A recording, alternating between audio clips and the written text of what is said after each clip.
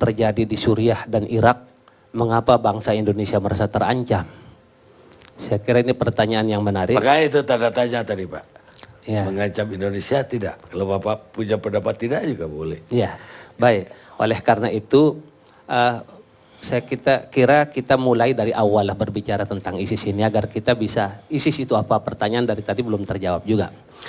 Pada bulan Agustus 2014, kami pergi ke Suriah selama 1 bulan di sana dan bergaul dengan masyarakat di Idlib, Aleppo, Hama dan sekitarnya, dan juga bahkan memberikan ceramah juga di masjid di sana, menyaksikan kondisi ISIS yang begitu memelas, begitu memprihatinkan. Para ulama di Suriah mengatakan ada 3 kekuatan besar di situ yang sedang berperang. Kekuatan yang pertama adalah kekuatan Syiah yang diwakili oleh rezim Syiah Nusairiyah Bashar Assad. Kemudian kekuatan yang kedua adalah kekuatan Sunni yang ini melawan rezim Bashar Assad karena merasa dizalimi, kaum Sunni yang merasa dizalimi. Nah, kaum Sunni ini terdiri dari beberapa front. Ada Jabhah Nusrah, ada Jabhah Islamiyah, ada Ahrurus Sam, ada juga Jais, ada banyak di situ yang bergabung.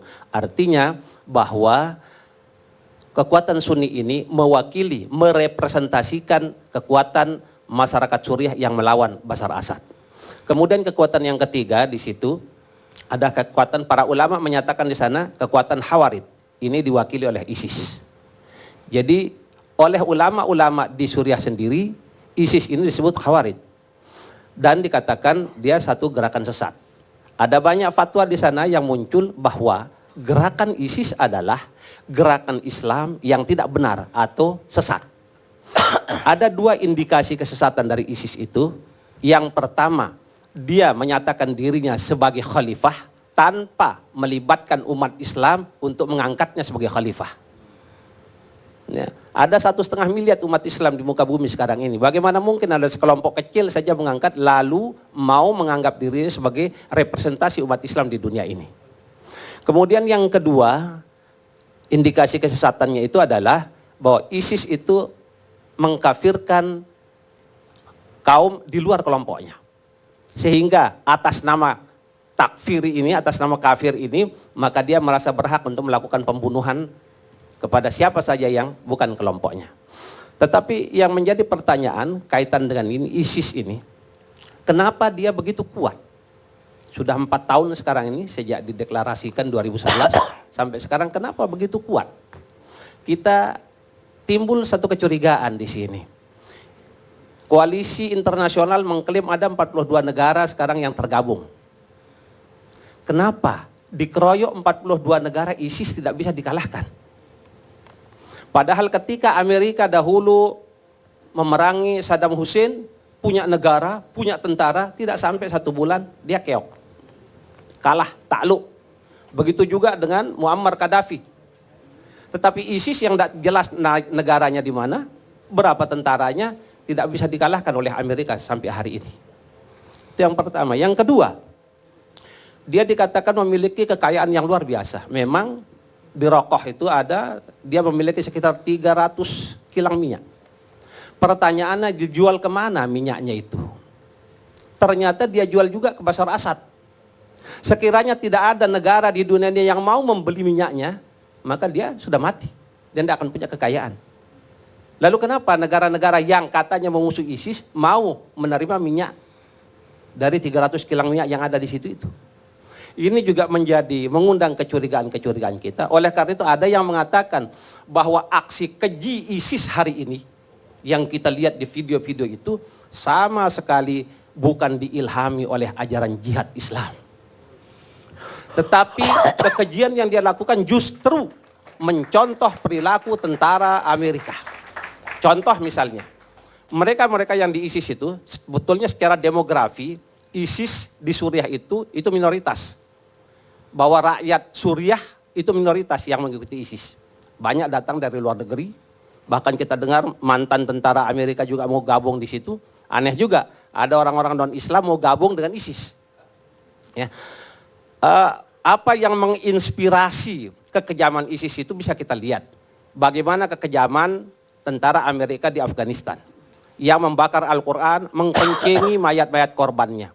Begitu juga kekejamannya di di Irak yang memperkosa perempuan-perempuan muslimah di sana. Begitu juga kita dengar bagaimana kekejamannya di Guantanamo. Ini semua menginspirasi kekejaman ISIS hari ini. Artinya dari kenyataan itu melahirkan ideologi kemarahan, kebencian, dendam. Ini yang menjadi problem. Nah, lalu pertanyaan kemudian, apakah ISIS di Indonesia ini berbahaya? Ini penting. Karena apa? Jika kita khawatir, misalnya ISIS berbahaya, di Indonesia nanti mereka yang berada di sana sekarang lalu pulang nanti akan menjadi ancaman.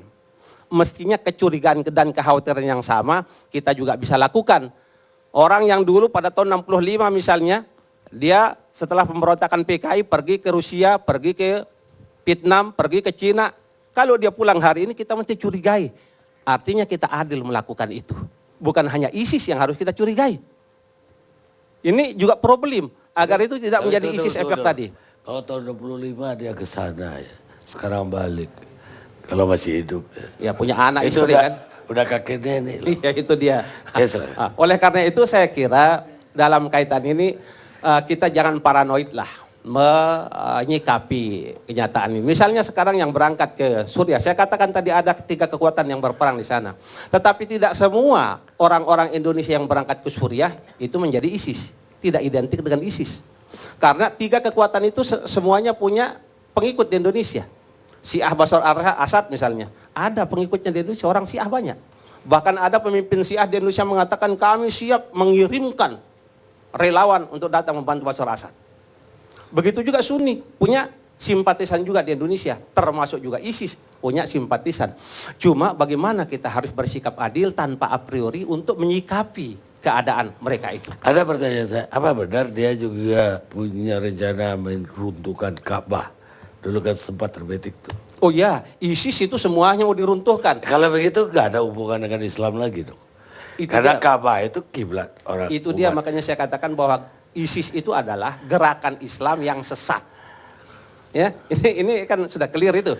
Sehingga karena kesesatannya itu maka semua orang Islam mau dia bunuh yang tidak menjadi pengikutnya.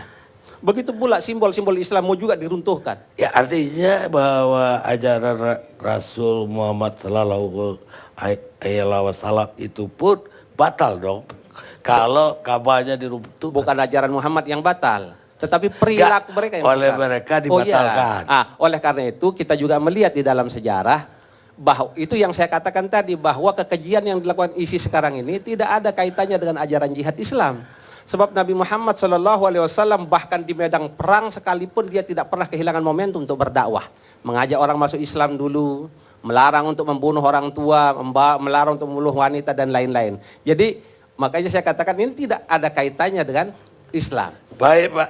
Ada satu hal sebelum saya akhiri berkaitan tadi dengan penting ini ISIS efek tadi itu.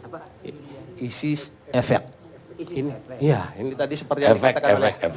Nah, saya ingin menyampaikan berkaitan dengan ini, kita khawatir betul nih kriminalisasi.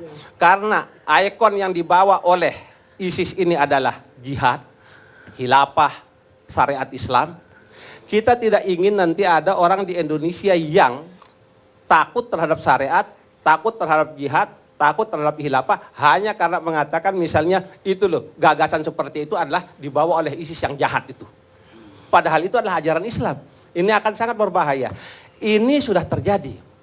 Kemarin kalau tidak salah, Menteri Pendidikan mengatakan sudah masuk paham ISIS dalam buku SD. Kita bertanya, ISIS belum lama masuk ke Indonesia. Masa kurikulum sudah dimasukin oleh paham ISIS? Lalu apa kriteria paham ISIS yang dimasukkan oleh Menteri Pendidikan ini? Modusnya hampir sama dengan beberapa waktu yang lalu juga kita mendengar tentang kasus teroris. Lalu dikatakan bahwa sudah masuk paham radikal terorisme itu kepada anak-anak kita, siswa-siswa kita, rohis di SMA-SMA. Ini kan sangat berbahaya ini. Justru apa yang kita khawatirkan berbahaya, efek ini jauh lebih berbahaya akibatnya bagi bangsa Indonesia. Baik, terima kasih. Sekarang Azumardi.